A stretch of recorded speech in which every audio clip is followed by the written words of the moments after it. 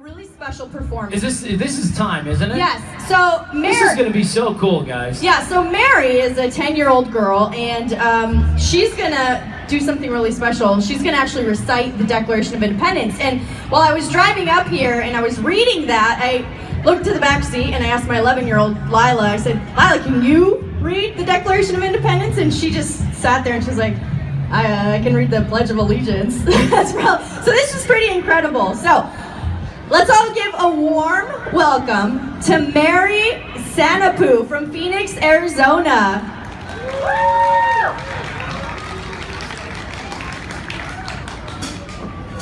When, in the course of human events, it becomes necessary for one people to dissolve the political bands which have connected them with another, and to assume among the powers of the earth the separate and equal station to which the laws of nature and nature's God entitles them. A decent respect to the opinions of mankind requires that they should declare the causes which impel them to the separation.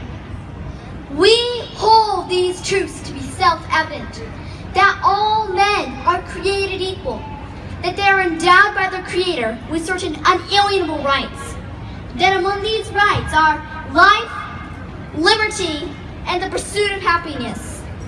That to secure these rights, governments are instituted among men, deriving their just powers from the consent of the governed.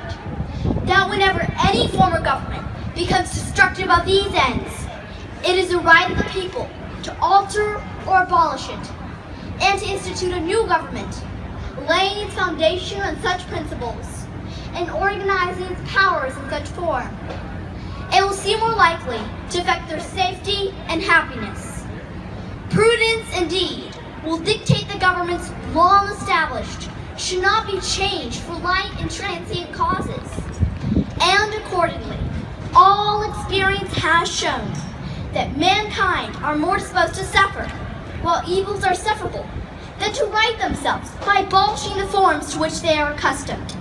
When a long train of abuses and usurpations, pursuing invariably the same object, evinces the right of absolute despotism, it is their right, it is their duty to throw off such government and to provide new guards for their future security. Such has been the patient sufferance of these colonies, and such now is the necessity which constrains them to alter their former system of government. The history of the present King of Great Britain is a history of repeated injuries and usurpations, all having in direct object the establishment of an absolute tyranny over these states. To prove this, let facts be submitted to a candid world. At every stage of these oppressions, we have petitioned for redress in the most humble terms. Our repeated petitions have been answered only by repeated injury. A prince whose character thus marks every act which may define a tyrant is unfit to be the ruler of a free people.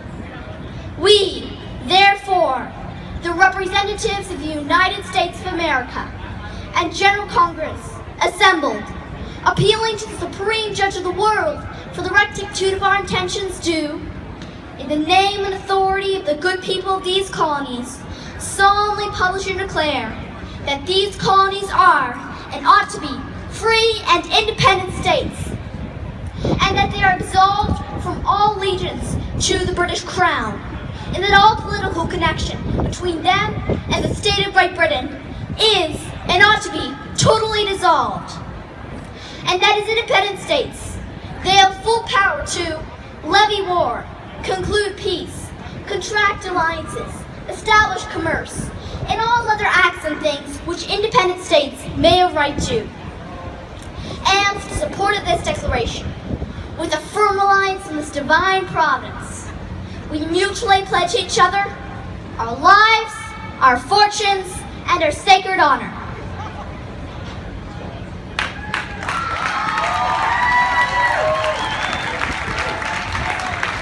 Did you know there are more than 56 founding fathers who signed the Declaration of Independence, knowing full well that the might of the British Empire would soon be set against their very well-being? Out of these, 5 were captured and tortured to death, 9 fought and died of wounds.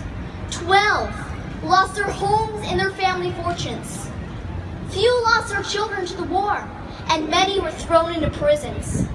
But through it all, they maintained one thing before their God and their countrymen, their sacred honor. This is what we celebrate today. Happy Independence Day.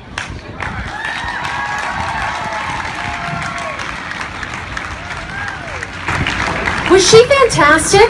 How many of you could even remember a sentence from the Declaration of Independence? I know I couldn't. Mary, how did you remember that?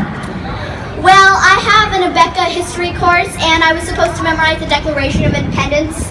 And then I began, as I read it, as I memorized it, I felt a sudden power that I could do this. And then I joined a speech and debate club, and I began to do speeches. And so then we began to ask to do my Declaration of Independence for other people today, so. Like, people are paying you to do the Declaration of Independence around the country? Are you on tour? No, it's free. Just right now for today. Have you received contact from Harvard or perhaps Juilliard or Stanford yet? Because I think you're in. No? You haven't heard from any of them yet? I'm sure she will in just a couple of weeks. Mary, just 10 years old. Let's give her another round of applause. You have a very bright future ahead of you, my dear, and I love the American flag dress. Go ahead and go down the stage, my dear. Maybe she'll sign an autograph if you're lucky enough. I have a feeling this young lady is going to be famous. You want to hold on to that and, don't sell it on eBay. Maybe you can later.